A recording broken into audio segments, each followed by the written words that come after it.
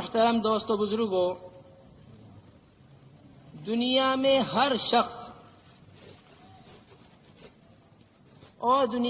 شخص کی محنت وہ اس واسطے ہے تاکہ وہ کامیابی حاصل کرے۔ یہ انسانی ایک مادہ ہے جو انسان کے اندر ہے کہ کوئی آدمی کسی بھی شعبے کے اندر ہو، کسی بھی لائن کے اندر ہو، وہ ایک کامیابی حاصل کرنا چاہتا ہے۔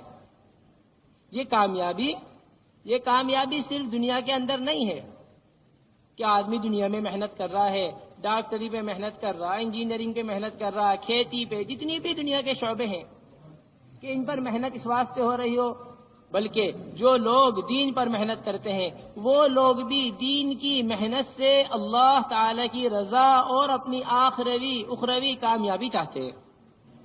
وہ اپنی اخروی کیا چاہتے ہیں؟ وہ اپنی اخروی کامیابی چاہتے ہیں۔ لیکن دنیا ہو یا دین ہو، ہر چیز پر محنت کرنے والے، اور او بھائی ایسا نہ کرو، دیکھو یہ کیمرے بالکل بند کرو، یہ کیمروں سے فوٹو کھینچنا اور موبائلوں سے فوٹو کھینچنا یہ تو ہماری مجلس کی نورانیت کو بالکل ختم کر دیتا ہے۔ حدیث ہے، صحیح حدیث، کل مصور فی النار، ہر تصویر بنانے والا دوزخ میں جائے گا۔ اور اکثر علماء کا اس پر اتفاق ہے کہ یہ موبائل کی تصویر ہو یا دوسری تصویر ہو، سب ایک ہی حکم کے اندر ہیں۔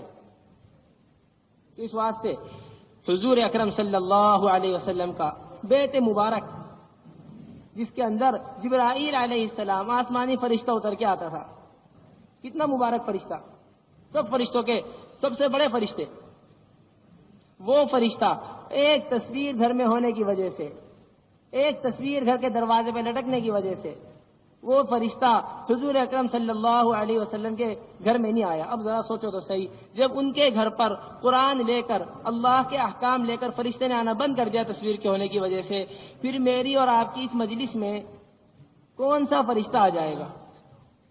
تو اس کو تو بھائی بہت احتیاط کرنی چاہیے ہمارے مجمع کو، خاص طور سے تصویروں سے تو ساری نورانیت نکل جاتی ہے، تصویروں سے ساری نورانیت نکل جاتی ہے، اس واسطے اس کا احتیاط کریں۔ تو بات چل رہی تھی کہ ہر انسان وہ دنیا میں کامیابی چاہتا ہے، لیکن دنیاوی کامیابی ہو یا آخروی کامیابی ہو، اس کے واسطے کچھ ضابطے ہوتے ہیں۔ بے ضابطہ کامیابی کا ملنا مشکل ہے۔ جو دنیا اللہ تبارک و تعالیٰ کے نزدیک مبغوض ہے، جو دنیا دین کے مقابلے میں ایک مچھر کے پر کے برابر حیثیت نہیں رکھتی، جو دنیا دین کے مقابلے میں ایک مچھر کے پر کے برابر حیثیت نہیں رکھتی، جب ہم اس دنیا کو حاصل کرنے کے واسطے ضابطے متعین کرتے ہیں، اس دنیا کو حاصل کرنے کے واسطے قانون متعین کرتے ہیں، تو پھر وہ دین جو جس دین پر اس دنیا کی کامیابی اور ناکامی موقوف ہے، وہ دین بغیر ضابطے اور بغیر طریقے کے زندگیوں میں کیسے آ سکتا ہے؟ تو اس واسطے جتنے بھی انبیاء آئے اور قرآن شریف، یہ سارے کے سارا پورا کا پورا قرآن اور انبیاء علیہ الصلوۃ والسلام کی پوری زندگی وہ ایک ضابطہ ہے، ایک طریقہ ہے۔ علماء نے لکھا ہے کہ سنت جو ہے، سنت کہتے ہیں طریقے کو، سنت کسے کہتے ہیں؟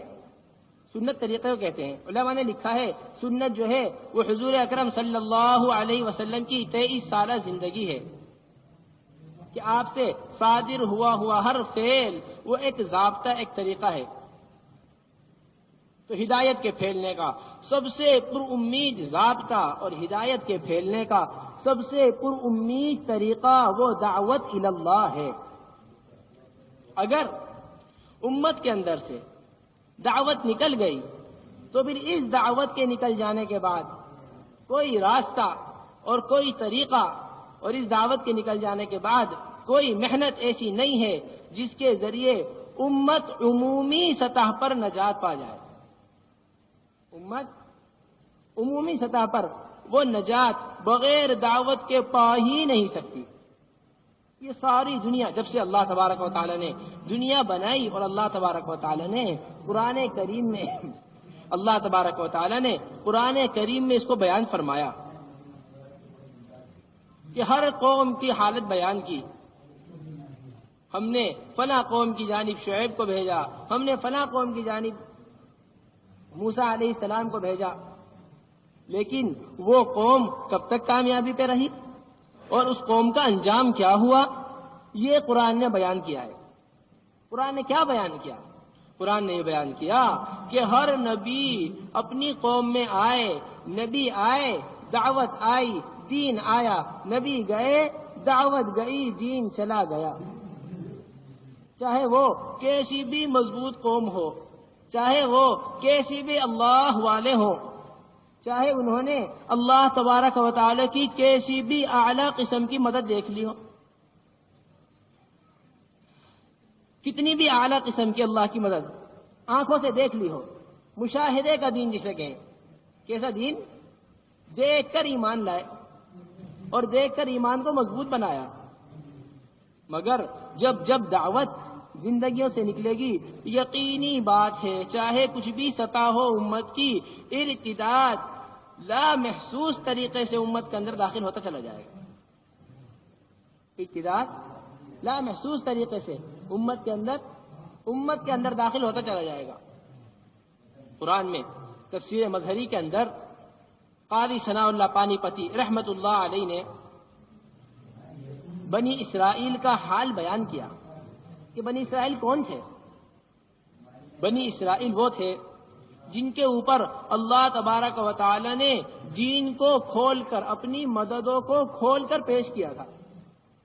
اپنی مددوں کو اللہ تبارک و تعالی نے بنی اسرائیل پر کھول کے پیش کیا تھا کہ اللہ تبارک و تعالی نے پہلے فرعون کو, بنی اسرائیل کو متنبع کرنے کے واسطے, یہ بہت اہم بات ہے کہ انبیاء علیہ الصلوۃ والسلام کی بعثت جو ہوتی ہے, اور اکثر بعثت انبیاء علیہ السلام کی, وہ ایمان والوں کو بچانے کے لیے ہوتی ہے. بنی اسرائیل کی خاص طور سے موسیٰ علیہ السلام کی بعثت وہ صرف فرعون کے واسطے نہیں تھی. فرعون کو تو دعوت ضمن میں پہنچ گئی, لیکن اصل محنت کس پہ ہو رہی تھی؟ اصل محنت بنی اسرائیل پہ ہو رہی تھی. اسی واسطے بنی اسرائیل اصرار بھی کرتے رہتے تھے, اے موسیٰ تمہیں تو ہمارے پاس بھیجا گیا تھا تاکہ ہمیں پریشانیوں سے نکالو. اے موسیٰ تمہیں تو ہمارے پاس بھیجا گیا تھا تاکہ ہمیں فرعون سے نجات دلاؤ. پھر یہ ابھی تک نجات کیوں نہیں مل رہی؟ تو اللہ تبارک و تعالی نے بنی اسرائیل کو اچھی طرح کھول کر دکھایا. سارا کیا کھول کر دکھایا؟ کہ اللہ تبارک و تعالی نے فرعون کو بنی اسرائیل کے آنکھوں کے سامنے عذاب دیا. پہلے ٹڈیوں کا عذاب, پھر بارش کا عذاب, پھر خون کا عذاب, پھر جوؤں کا عذاب, سارے عذاب. یہ ایمان والے میں اور غیر ایمان والوں میں فرق ہے.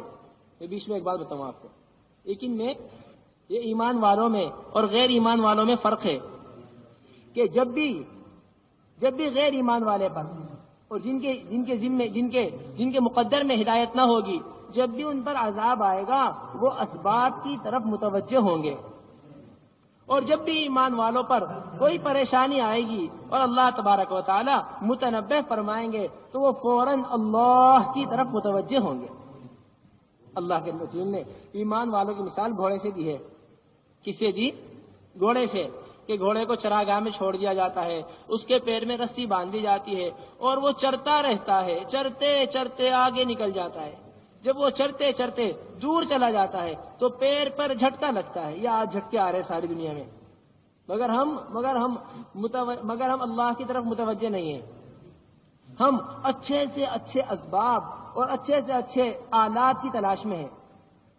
اچھے سے اچھے اسباب اور اچھے سے اچھے اللہ تبارک و تعالیٰ کا, یہ اللہ تبارک و تعالیٰ دنیا میں متنبع کرنا چاہتے ہیں یہ حالات لا کر, تاکہ دائمی عذاب سے نجات مل جائے.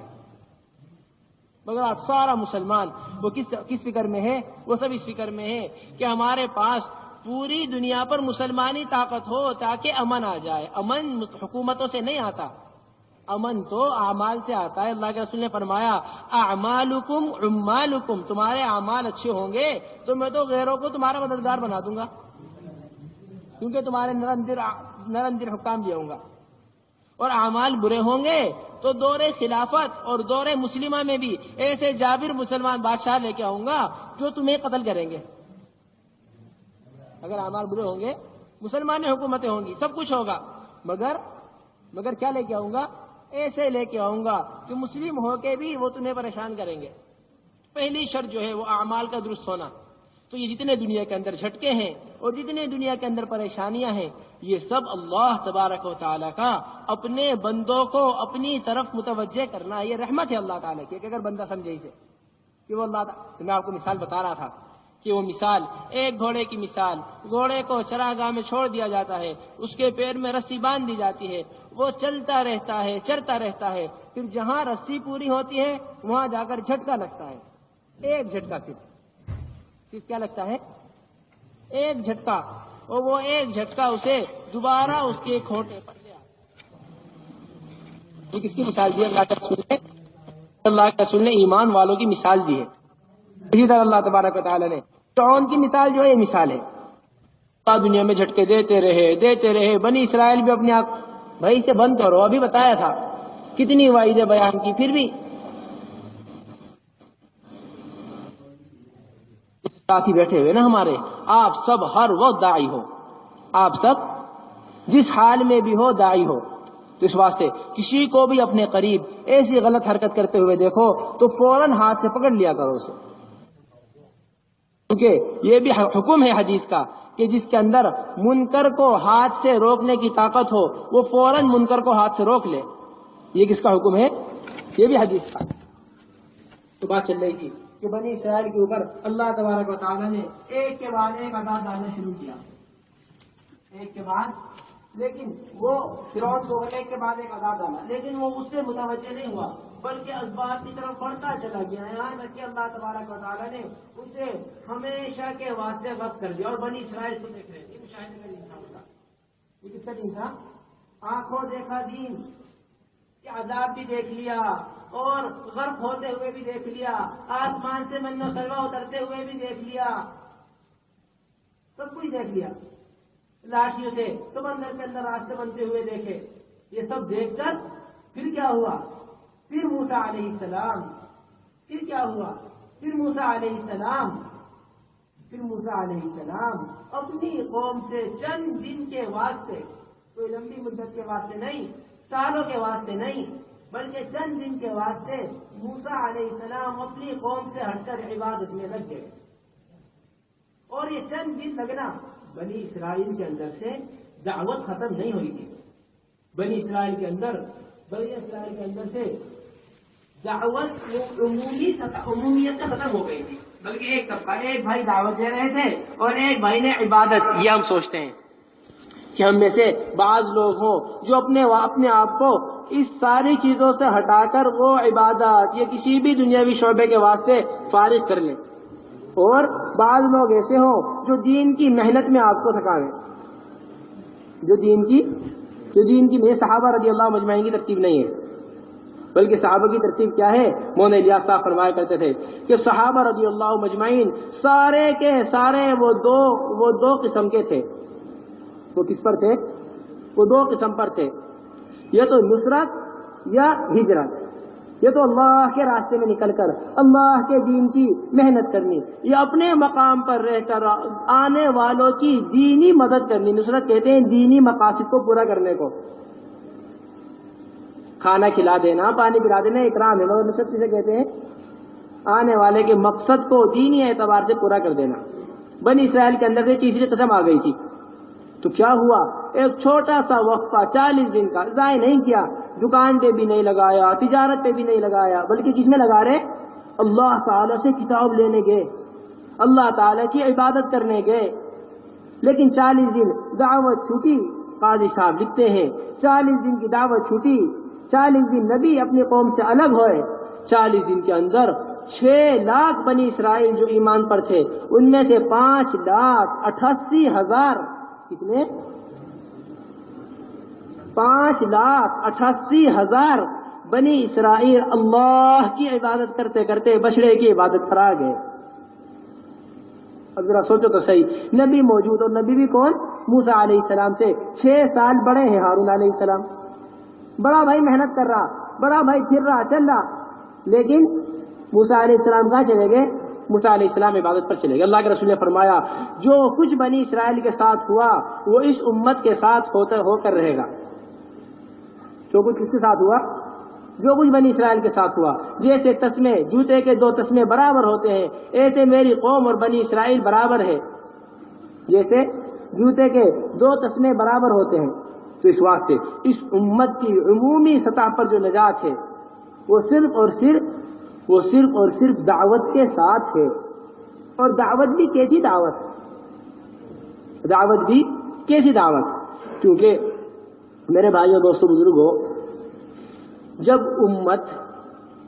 امت عبادت میں حضور اکرم صلی اللہ علیہ وسلم کے طریقے کی مأمور ہے, جب امت عبادت میں حضور اکرم صلی اللہ علیہ وسلم کے طریقے کی مأمور ہے, تو پھر دعوت میں امت حضور اکرم صلی اللہ علیہ وسلم کے طریقے کی کتنی مأمور ہوگی. کیوں؟ کیونکہ نبیوں کی بعثت وہ صرف عبادت کے واسطے نہیں ہوتی کہ وہ بیٹھ کے اللہ اللہ کریں, اس واسطے بعثت نہیں ہوتی, یا وہ بیٹھ کے وہ امت سے الگ ہو کر رہیں, اس واسطے نبی کو نہیں بھیجا جاتا,